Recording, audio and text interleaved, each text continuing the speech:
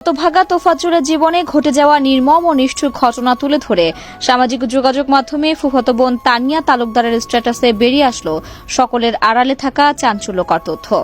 তানিয়া লিখেন, তোফাজ্জল আমার ফুফাতো ভাই ও দুধ ভাই। আমার একই মায়ের দুধ খেয়ে বড় হয়েছি। তোফাজ্জলকে যারা মেরে ফেলেছে তারা তো অবশ্যই খুনি, কিন্তু আমার মতে তোফাজ্জলের আরো দুজন খুনি অপরাধীর নামের খাতা থেকে বাদ পড়ে গেছে। সেই দুইজন হলো ওর একমাত্র ভাবি এবং ভাইয়ের শাশুড়ি। অনেক পরিবারে ভাবি আছেন যারা মায়ের মতো আদর স্নেহ দিয়ে আগলে রাখেন, কিন্তু তোফাজ্জল এতটাই হতভাগা ছিল কোনোদিন ভাবির হাতে এক প্লেট ভাত খেতে পারে নাই। আজ সেই পাগলটা ভাতের খোঁজেই মারা গেল।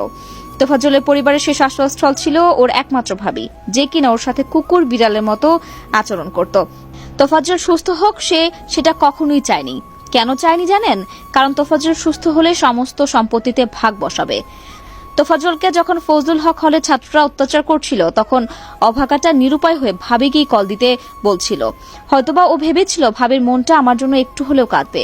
ওর ভাবি ফোন পে কি করছিল জানেন? সে মোবাইল চোরের বিচার ছাত্রদেরকেই করতে বলেছিল এবং এটাও বলেছিল যে তাকে যেন এ ব্যাপারে আর ফোন না দেয়া হয়।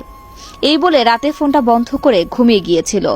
তোফাজ্জলের বড় ভাই যখন রাজারবাগ পুলিশ হসপিটাল মৃত্যুশয্যায়, তখন ভাইয়ের সেবা যত্ন তোফাজ্জল করত। ওই সময় ওর ভাবি এবং তার মা কতটা মানসিক টর্চার করত আমি তার জলজান্ত প্রমাণ।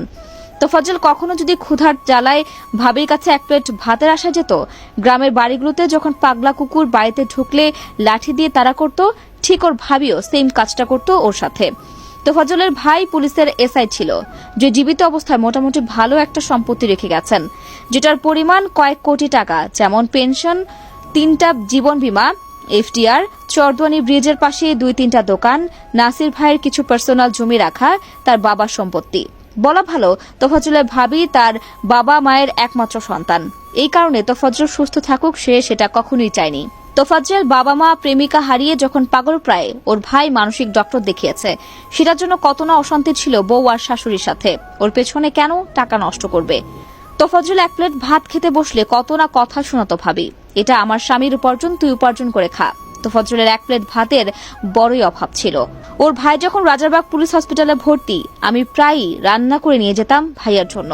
ক্ষুধার্ত তোফাজ্জল ভাবির ভয়ে প্লেটে ভাত নিত না, আমাকে চোখের ইশারা দিয়ে বলতো ওকে যেন ভাত দিই। আসলে ক্ষুধার রাজ্যে পৃথিবীর গদ্যময় পূর্ণিমা চাঁদ যেন ঝলসানো রুটি। কি বলবো কষ্টের কথা। ওর ভাই যখন অসুস্থ ছিল তাকে দেখতে অনেকেই ফল নিয়ে যেত। অনেকে ফল না খাওয়ার কারণে পচেও যেত। ওই ফল খাওয়ার অধিকার ছিল শুধু ওর ভাই, ভাবি এবং বাচ্চার। একদিন ওর ভাবি ফল বের করতে গিয়ে একটা আঙুর ফ্লোরে পড়ে যায় আমার সামনেই। তখন তোফাজ্জল ওই আঙুর ফলটা লুকিয়ে মুখে দেয়, আমাকে ইশারা দিয়ে বলে, অর্ধেক খাবি? এই দৃশ্য দেখে আমি হসপিটালের বাথরুমে গিয়ে কেঁদেছিলাম, কিন্তু প্রতিবাদ করতে পারি নাই, কারণ ওর ভাই বারবার অনুরোধ করত, তানি দোহাই লাগে কিছু বলিস না, তোফাজ্জলকে আল্লাহ দেখবেন। এরকম অত্যাচারের বর্ণনা হাজারটা আছে, যেটা বলে শেষ করা যাবে না। ওর ভাবি এতটা নিষ্ঠুর যেটা চোখে না দেখলে বিশ্বাস করবেন না। এখন আসল কথায় আসি। তোফাজ্জলের মৃত্যুর পরে একমাত্র গার্ডিয়ান হিসেবে দাঁড়িয়েছে ওর একমাত্র ভাবি। সে মিডিয়ায় সাক্ষাৎকার দিচ্ছে, কান্নার অভিনয় করছে, সব ধরনের সাহায্য সহযোগিতা সে নিচ্ছে এবং ভবিষ্যতেও নেবে। আমার একটাই প্রশ্ন, সে কোন অধিকার নিচ্ছে? যে তোফাজ্জল জীবিত অবস্থা তার থেকে একটু ভালোবাসা পায়নি, এখন আসছে গার্ডিয়ান হিসেবে। কেন একমাত্র গার্ডিয়ান হিসেবে দাঁড়িয়েছে জানেন? সে এখন তোফাজ্জলের মৃত্যুর বড় একটা অঙ্কের ক্ষতিপূরণ পেতে পারে।